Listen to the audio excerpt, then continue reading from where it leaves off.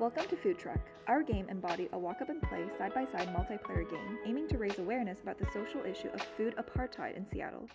Food apartheid is a term that describes the systemic and intentional discrimination that limits access to healthy, affordable, and culturally appropriate food for certain communities, especially low income and communities of color.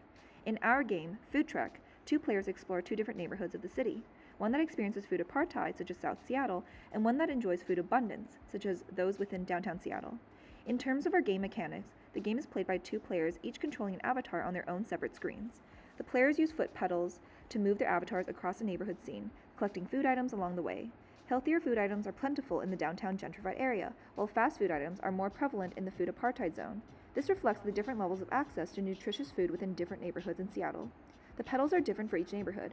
In the area affected by food apartheid, the pedals are farther apart, forcing participants to have to move further and exert more physical energy to reach the pedals.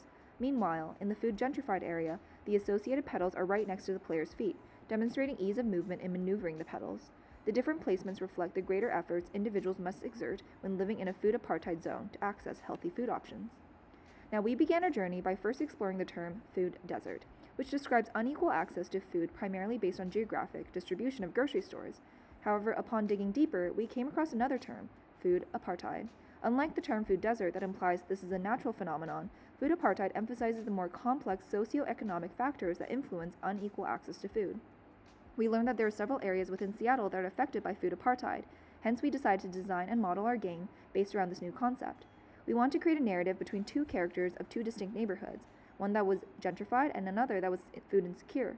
Initially, we considered the whole game to be played using a single screen where two players controlled a mother and child duo, so it would be a collaborative game.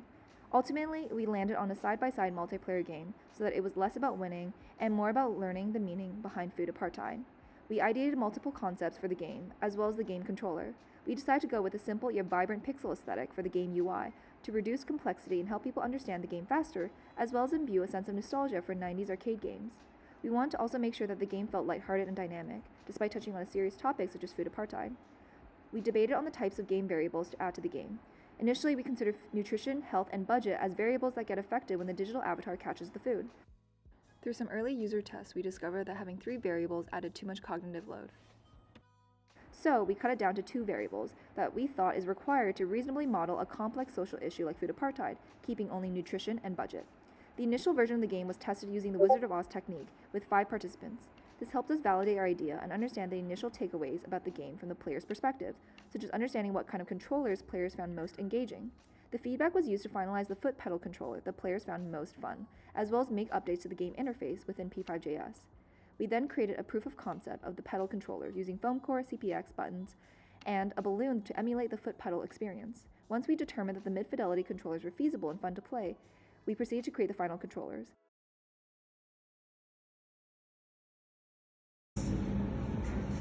Missing it.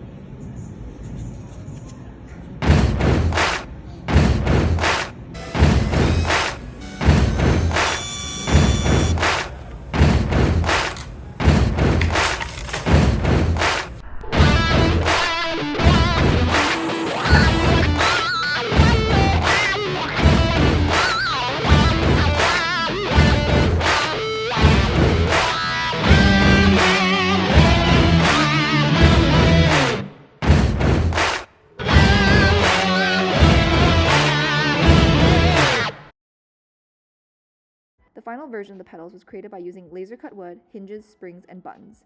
In addition, both pedals were set within a frame designed to resemble the Seattle skyline. This skyline frame served not only to define a physical demarcation of the controller gameplay arena for the pedals and users, but also to convey the concept of players navigating through an urban environment, thus immersing them in the game's city-themed context. As for the game interface, we made sure that the onboarding process was intuitive by helping players understand first how to use the controllers and then introducing them to their neighborhood geography alongside the backgrounds of the associated avatar. Thereafter, we showcased to players the impact of the nutrition bar and the budget bar.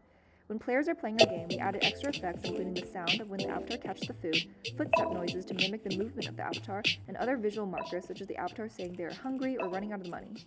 After players switch neighborhoods, the ending screens are meant to generate discussion between both players, showing them a combined map of both neighborhoods to showcase the disparity in nutritious food sources, as well as questions to have the players reflect on their experiences.